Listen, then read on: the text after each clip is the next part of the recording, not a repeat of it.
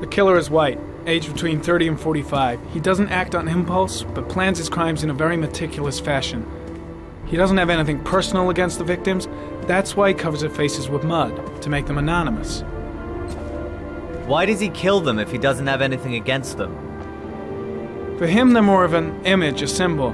That's probably why he gives them an origami figure and an orchid as gifts to apologize for what he's done to them. Very interesting. And where does all that get us?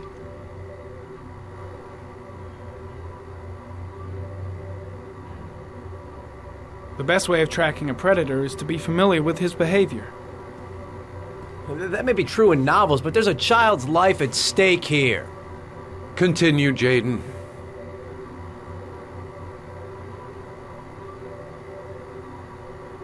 One detail attracted my attention. The interval between the time when a victim disappears and the time when the body is found ranges from 3 to 5 days. But the rainfall is always at 6 inches, give or take 10%. What on earth does that mean? All the victims were drowned in rainwater. The killer kills only in the fall when there is plenty of rain. It could be that he puts them in some sort of well or tank that is open to the skies and that fills up with rainwater.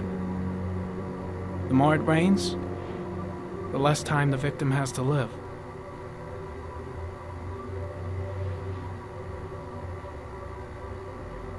Then I studied the geographical distribution of the murders. Generally, a killer commits his first murder near to where he lives, so he has a safe place to flee to if any complications arise.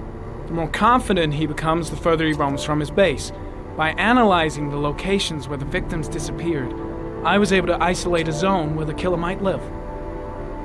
And what size is this, zone? For the moment, about 10 square miles. Oh, great. There must be 10,000 people live in that sort of area. You gonna question them one by one?